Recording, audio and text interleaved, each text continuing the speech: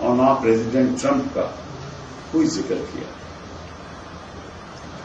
सबको मालूम है कि 10 मई को 3:30 बजे हमें बताया गया कि डीजीएमओ पाकिस्तान का टेलीफोन हमारे डीजीएमओ को आया और उसके बाद 5:30 बजे प्रेसिडेंट ट्रंप ने ट्वीट किया और एक बार नहीं, उसके बाद 2 बार ट्वीट किया। उन्होंने कहा कि हमने ये सीज फायर करवाया है, हमारी वजह से सीज फायर हुआ है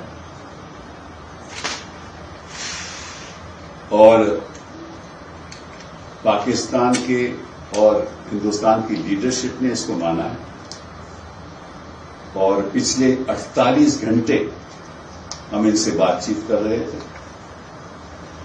ये बात वाइस प्रेसिडेंट वैंस ने दोहराई, ये बात secretary of state Marco Rubio ने कही, उन्होंने भी ट्वीट किया। इसके बारे में प्रधानमंत्री ने कोई जिक्र नहीं किया। लेकिन उससे भी ज्यादा जो आश्चर्यजनक बात है वो ये है कि अभी प्रधानमंत्री जी के भाषण से पहले प्रेसिडेंट ट्रंप ने ये कहा, और मैं पढ़ देता हूं। I am very proud to let you know that the leadership of India and Pakistan was unwavering and powerful, but unwavering in both cases। मतलब कि हिंदुस्तान भी अनवेवरिंग था और पाकिस्तान भी अनवेवरिंग था। They really were from the standpoint of having the strength and the wisdom and fortitude to fully know and to understand the gravity of the situation। मतलब कि स्थिति इतनी गंभीर थी। एक नया आयाम स्थापित हुआ है। पहली बार हिंदुस्तान के इतिहास में एक तीसरा देश हमारी आपसी मामले में दखलंदाजी करके उसने हमें बता डाला कि इस संघर्ष में हम तय करेंगे कि क्या करना है। ये पहले हिंदुस्तान में कभी हिंदुस्तान के इतिहास में नहीं हुआ। ये ऐसे नया आयाम हुआ है प्रधानमंत्री जी, और आप इसके बारे में जिक्र भी नहीं करते। आप जिक्र भी नहीं करते कि कैसे ये समझौता हुआ। पहली बात ये। दूसरी बात आपने कही कि अगर पाकिस्तान दोबारा, क्योंकि ये स्टेट स्पॉन्सर्ड टेररिज्म है, हम आपके साथ सहमत हैं, ये टेररिज्म पाकिस्तान स्टेट स्पॉन्सर्ड है। आपने कहा कि अगर दोबारा आतंकी ऐसे हमला करेंगे तो हम फिर तो मुंह तोड़ जवाब देंगे। इसका मतलब क्या हुआ? इसका मतलब आतंकवाद खत्म नहीं हुआ। इसका मतलब आतंकवादी सारे मारे नहीं गए। इसका मतलब दोबारा ऐसा हो सकता है। और प्रधानमंत्री जी, एक छोटी सी बात मैं जरा कह दूं, बुरा ना मानना। पुलवामा किसकी रेख देख में हुआ था? केंद्र सरकार थी ना वहां। और अभी पहलगाम किसकी रेख देख में हुआ? हमें निगरानी रखनी चाहिए। बेरहम तरीके से हमारे नागरिक मारे जाएं इस तरह, उसकी जिम्मेदारी कौन लेगा? कोई तो लेगा ना। उसकी कोई कार्रवाई हुई? और हो क्या गया है कि जो प्रेसिडेंट ट्रंप हैं, उन्होंने टेररिज्म का जिक्र भी नहीं किया अपने भाषण में।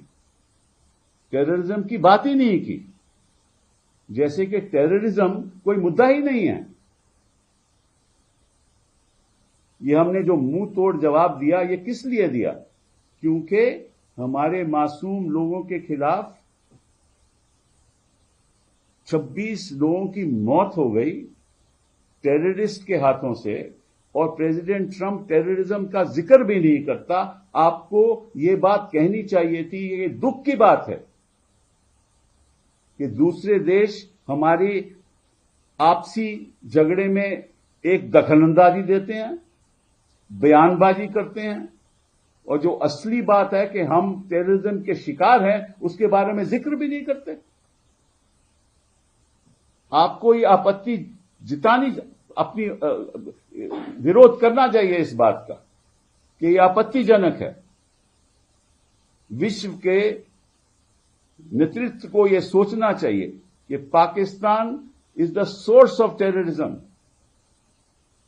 और आप कहते हैं कि Pakistan state sponsored terrorist state है। मैं आपसे सहमत हूं। तो आप यूपीए पीए में अमेंडमेंट कीजिए, अमेंडमेंट करके एक शेड्यूल बनाइए, उसमें सारा पार्लियामेंट आपके साथ रहेगा। उस एक्ट के द्वारा हम पारित करेंगे कि Pakistan is a terrorist state. मैं आज आपको आश्वासन देता हूं कि विपक्ष आपके साथ रहेगा। मैं विपक्ष के तरफ से नहीं बोल सकता, बट मुझे मालूम है कि इस लड़ाई में विपक्ष आपके साथ है, मैं आपके साथ हूं, हिंदुस्तान की जनता आपके साथ है। हम चाहते हैं कि टेररिज्म खत्म हो, लेकिन आप हिम्मत कीजिए, पाकिस्तान को टेररिस्ट स्टेट डिक्लेयर कीजिए और फिर अमेरिका को कहिए कि आप पाकिस्तान से ट्रेड नहीं कर सकते, क्यों? वो टेररिस्ट स्टेट है। तब हम मानेंगे कि एक नया आयाम स्थापित हुआ है। हम चाहते हैं कि ऐसा नया आयाम स्थापित हो कि हिंदुस्तान एक इतना बड़ा देश है, हमारी तुलना पाकिस्तान से नहीं की जाए, और प्रेसिडेंट ट्रंप हमारी तुलना पाकिस्तान से नहीं कर सकता। हम 140 करोड़ लोग हैं, वो एक छोटा मोटा देश है, फेल्ड स्टेट है। पाकिस्तान की हैसियत ही क्या है? और प्रेसिडेंट ट्रंप हिंदुस्तान और पाकिस्तान के एक मंच पे तुलना करे, यह भी आपत्तिजनक है। प्रधानमंत्री जी, देश की जनता आपके साथ है, करेज दिखाइए, झुकिए मत। ये तो बात सही है कि आप मुंह तोड़ जवाब देंगे, लेकिन मुंह तोड़ जवाब अमेरिका को भी जाना चाहिए। आपको कहना चाहिए कि ये दखलंदाजी आप नहीं कर सकते, और जो आपने कहा है वो सत्य नहीं है। हम आपके दबाव पे नहीं आए थे, हमने आपसी बात करके फैसला किया। और मैं आप एक और बात बताना चाहता हूं कि अगर आपके सारे जो लक्ष्य थे वो हासिल हो गए, तो फिर सीज फायर की जरूरत क्या थी? आपको खुद कह देना चाहिए था कि हमारे तो लक्ष्य सब हासिल हो गए। सीज फायर का मतलब क्या है? हमने तो पाकिस्तान के एयर बेसिस को ध्वस्त कर दिया, वो सही है, किया भी। हमने 7 मई को, 6 मई की रात को, 7 मई को 9 जगह पे हमने जो टेररिस्ट कैंप्स को थे उनको खत्म कर दिया, मुबारकबाद। और मुंह तोड़ जवाब दिया, मुबारकबाद हमारी सेना को। लेकिन आप सब कर चुके थे, तो फिर सीज फायर की जरूरत क्या थी? क्यों आप माने इस सीज फायर को? प्रेसिडेंट ट्रंप कहते हैं इसलिए माने क्योंकि स्थिति इस हद तक पहुंच चुकी थी कि कुछ भी हो सकता था, और उन्होंने एक तरीके से धमकी दी, नहीं मानोगे तो व्यापार नहीं करेंगे। हिंदुस्तान 140 करोड़ का देश धमकी सह जाए? हम तो नहीं मान सकते कि हम ऐसी धमकी किसी से सहेंगे।